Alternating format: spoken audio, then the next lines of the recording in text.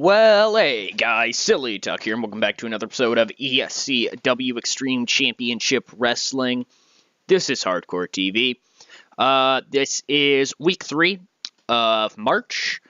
We are gearing up for the Living Dangerously pay-per-view. There is, after this show, one more show left, the big go-home extravaganza, if you will, before our second outing on pay-per-view in the year of 1998. So, without further ado, we are, of course, in the lovely place, Hammerstein Ballroom. That's the only place to be, realistically. That rhymed. I'm awesome. That's a possum. God, I am so good sometimes that I need to say something really stupid in order to level my, what the fuck am I? Fuck it. We'll do it live. Let's just keep going. We're gonna open up with this titled as a Muppets opening. What the fuck does that mean? So basically, Jerry Lynn's getting ready. You know, he's doing up his wrist tape, whatnot. You know, cracking his knuckles a little bit. There's a knock. You know, here, hold on. Ooh, realism. And so it's Bam Bam. Bam Bam walks in and he says, "Hey Jerry, I'm sure you've seen, but I just wanted to make sure, you know, that you know." And Jerry's like, "Trust me, Bam Bam, I've seen. Are you ready to take the fight to the triple threat?" Bam Bam says, Yeah. I am more than ready to take the fight to those two, especially after what they've done to you. That's some fucked up shit, bro." Jerry's like, "Well, I thank you. But I think tonight we need to focus on picking up that victory." Bam Bam says, "Yeah, definitely. And he starts to leave, and he turns around, and he says, "Hey, Jerry." Jerry's like, "Yeah."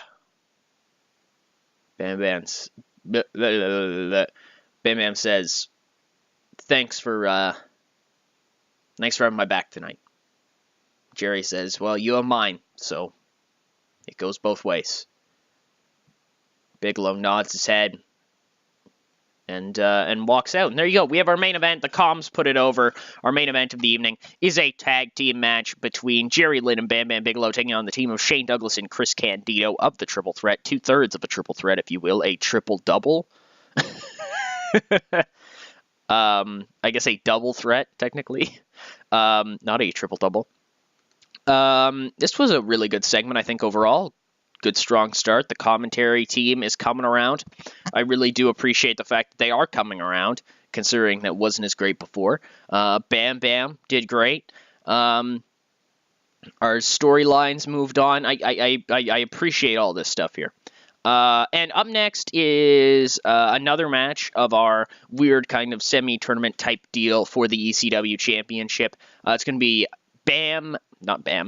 Balls Mahoney taking on Just Incredible. And the winner of that will take on Mikey Whipwreck next week at the Living Dangerously pay-per-view to determine the number one contender to Taz's television championship. So who will pick up the victory? Will Credible go to the finals and become number one contender once more and battle Taz again for a third time to try to become television champion? Or will Balls Mahoney pull out a humongous victory for him and take on Mikey Whipwreck next week? With a 49D+, Just Incredible does it. He beats Balls by pinfall in 12:26 by pinfall with a Death Valley driver. Match focuses around Credible trying to outwork Balls. You know, Balls the bigger man. Balls brings in a chair. Credible ducks it, and, you know, super kicks the chair into his face. And he just works around him. There's Max. He works around him and he outpaces him, he out-hustles him, and Balls starts to show some wear, he starts to get tired out. Incredible can start to take advantage of this, and when he goes to lift up Balls for the Death Valley driver, it is a Herculean feat of strength from somebody the size of Just Incredible. Really impressive. Lifts him up, spins him one time because that's all he can really manage, and drops him the cover 1, 2, 3. And Just Incredible will be taking on Mikey Whipwreck at the Living Dangerously pay-per-view. And I should fill out some of these matches, to be honest, because we could do a few of them.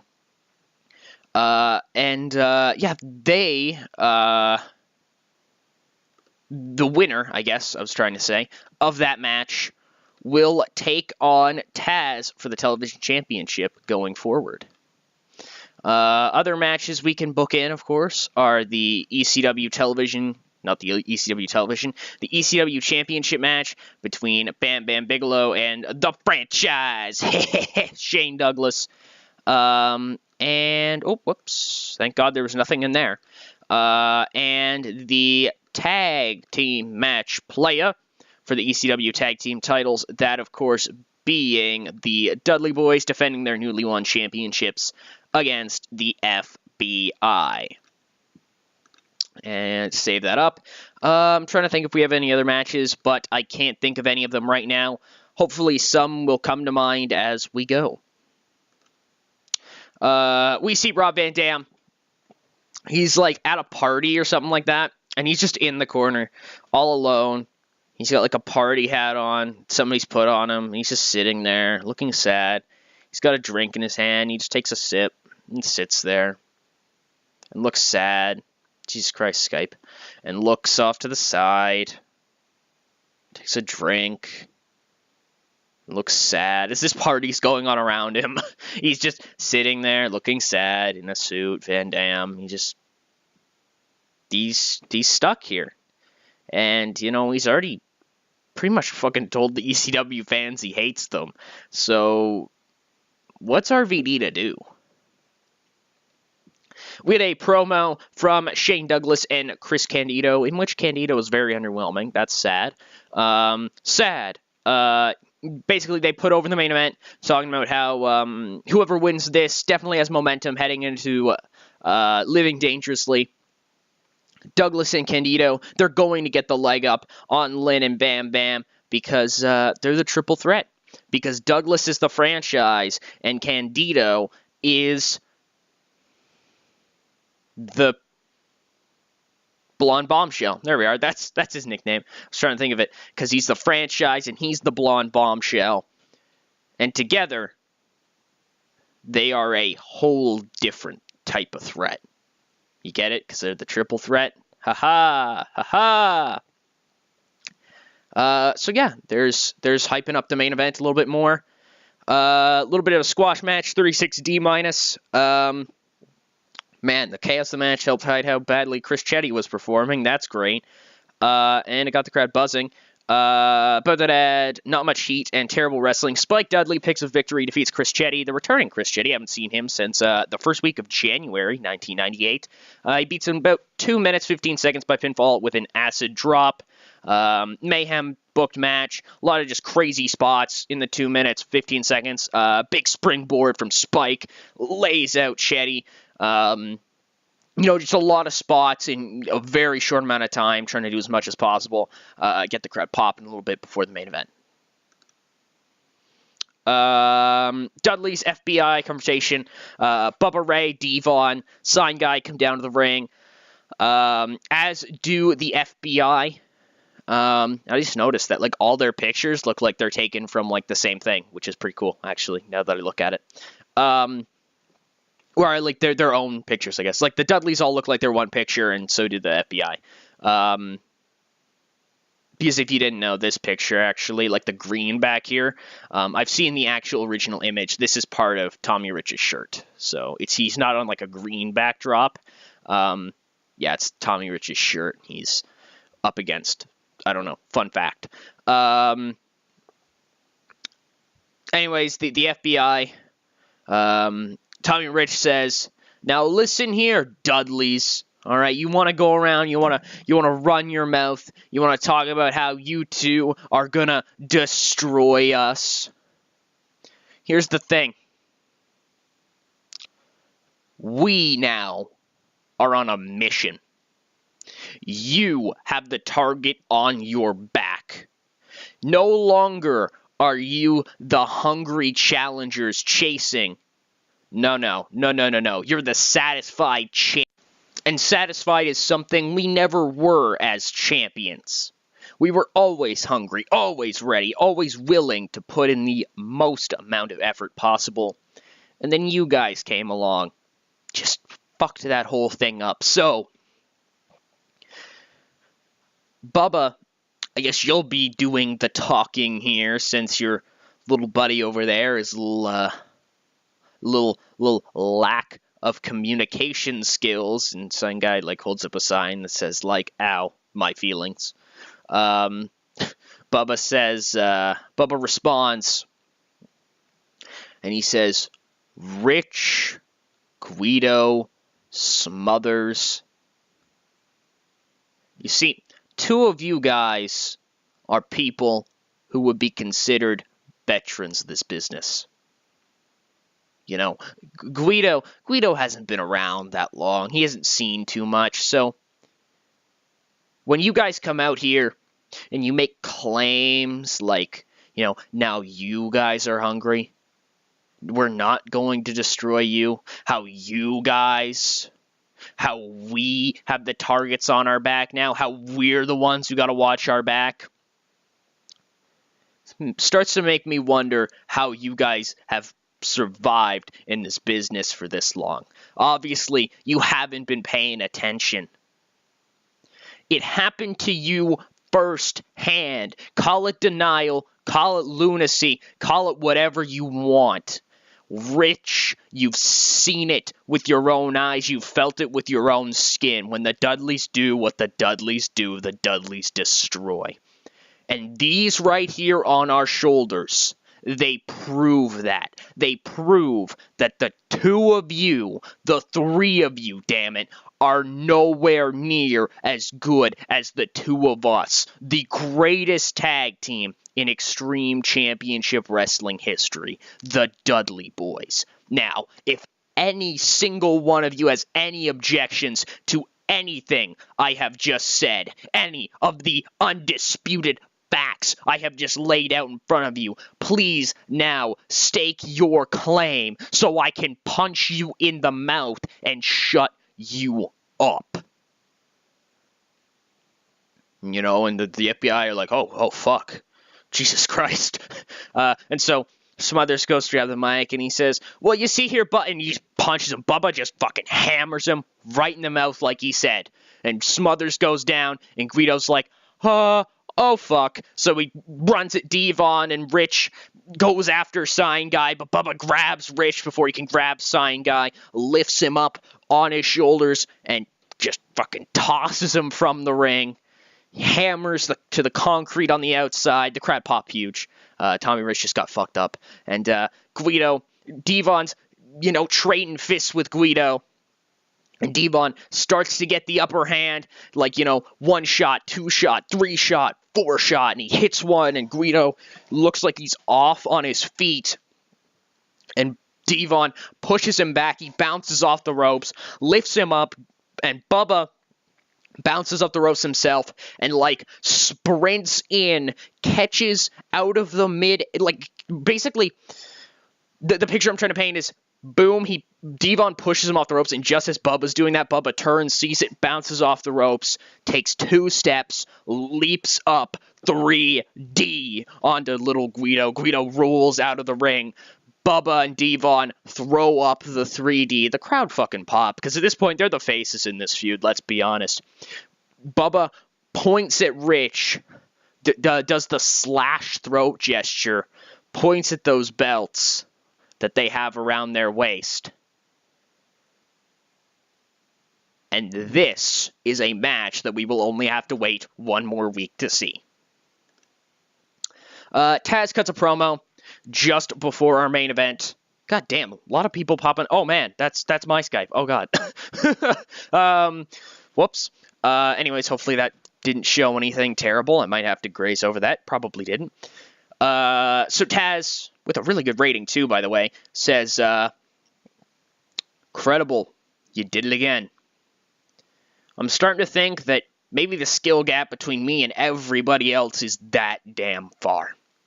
You see, credible, anytime you've stepped up, both times you've stepped up, actually, I've sat you back down with ease. And yeah, I'll give you your credit. Second time, a little bit harder than the first, but both times, not that difficult. You're just not doing it, pal. You're just not taking this belt off of me. So if you somehow make your way back here, and all you gotta do is beat Mikey Whipwreck. And Whipwreck, well, you know, I like Mikey, but Mikey just sometimes lacks that killer instinct. The killer instinct I don't lack. So, credible, if you find your way here again, if you find your way staring at me eye to eye for that belt for a third time, this time when the bell rings, I won't let up. You will not escape my wrath. Beat me if you can, and you will not survive. I will not let you. Into our main event of the evening, it is Bam Bam Bigelow, the number contender for the World Championship. Jerry Lynn, Old Man Lynn in the triple threat size, taking on ECW World Champion Shane Douglas and the Blonde Bombshell, triple threat mate of Shane Douglas, Chris Candido. And it's a 66C+, very well done, love it, in a bout that had great wrestling and a decent reaction from the crowd. Shane Douglas and Chris Candido defeat Bam Bam Bigelow and Jerry Lynn when Chris Candido defeated Bam Bam Bigelow by pinfall while using the ropes for leverage. Actually, this was meant to be manager interference, which means that I'm gonna correct it a little bit, okay? He wins via distraction from the rest of the triple threat. Dawn Marie, Francine, Lance Storm, they distract Bam Bam, allow Candido to get off, a roll up, and Candido puts his feet up on the ropes, 1, 2, 3, and he pulls out the victory. The match really works around the fact that Douglas and Bam Bam are the bigger brawler guys, while Lynn and Candido are the more fast-paced technical guys, while Candido is by no means a small man. He is definitely more of the grappling of the two partners here on this team. Overall, the main event went really well, I think. Great performances from Bam Bam. This is Bam Bam's first match, I think, of the series, so it's great to see that rating. I have a lot of confidence going into this main event here of Living Dangerously. Candido improved, which is all that I want, really. Candido and Douglas pick up the victory, meaning that they do indeed have the momentum heading into next week's pay-per-view, Living Dangerously. You can order that now on the Silly Tuck channel. If it's already out, then you can just go and watch it, and if it isn't, you can wait a little bit. Yeah, this was great. I'm very happy about this. Show overall gets a 67C+. That's an awesome show. Candido is slightly overused. That's okay. I think Candido's list is a lower mid-carder, which is a little bit lower than I want. But, yeah, I expect him around like a mid-card position, but whatever. Ratings are just ratings. Spots are just spots. Really, it's up to you, I think, as a player, as a content creator, as a storyteller, to focus the show on who you want to focus it on, really. And that's something that I think is pretty cool, that I've kind of learned while I've done TEW. Really, I learned it from the WWE series with Putty, and huge shout out to Putty, for teaching me a lot of shit that I didn't know before, or at least opening my eyes to some shit that I didn't know before. And you know what? I will see you guys at the main title screen. Fuck it, I lied. I'll turn it on right here. Hey, there we are. So, injury sidelines per Rada Morgan. He picked up a broken foot. Viper wins tournament. I doubt that's the current Viper. Yeah, that is certainly a different Viper. Yeah. ECW Hardcore Wrestling feedback was that the show was awesome. That's great. Dude, Saturday night gets loads of views. I really do. I really am baffled at how many views they get. Tarzan Goto, Vance Nevada. So we have made a new signing, but he's not coming in quite yet. This is the question mark guy. We're in the profits right now. I expect us to lose money. I won't lie. I expect us to lose money, but I don't know how much it'll be. I think we're going to make a little bit more in ticket sales just because of the pay-per-view. We'll probably get around the 12,000 or whatever. Or will we? No, I don't think we will. TV revenue will be the same, probably. The sponsors will be around the same. Merchandising should go up, because we're just gaining more and more and more merch money every month. The miscellaneous... I don't know what miscellaneous profits would be, to be honest, but... I just realized also, this is a really terrible way to do like a... Nothing, never mind, sorry. I was thinking of accounting stuff. Yeah, our workers aren't costing us that much. A lot of that money's Bam Bam, I won't lie, but that's okay. Actually, is Bam Bam on a written deal?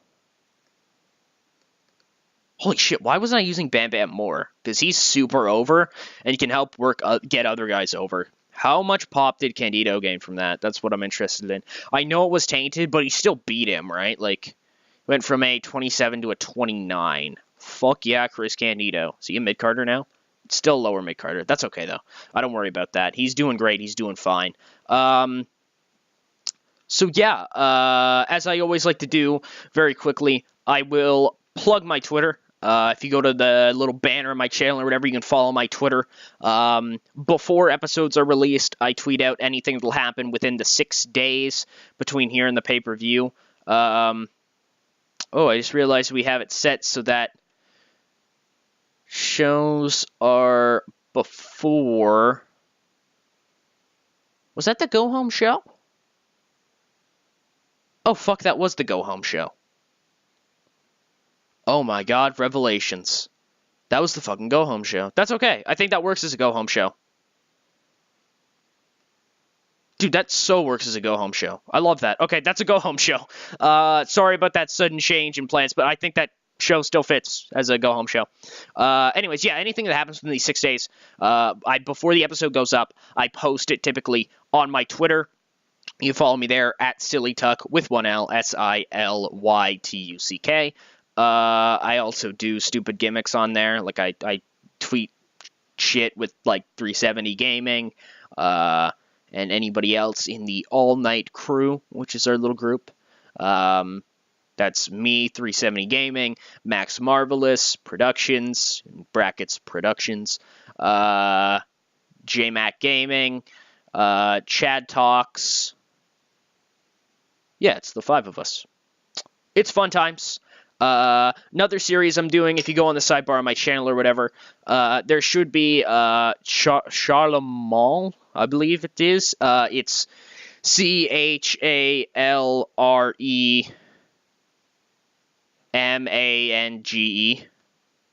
Or it actually might be MAGNE. Charlemagne. I don't really know. But I am currently on his channel, and I am helping him do Best of the Super Juniors. So you can go over there and see that if you want a little bit more of me in the meantime. I think the bracket's pretty great for his Best of Super Juniors. Some things I would contest, but that's okay. No worries about it. Thank you guys so much for watching. I hope you guys enjoyed. As always, this is SillyTuck, signing out.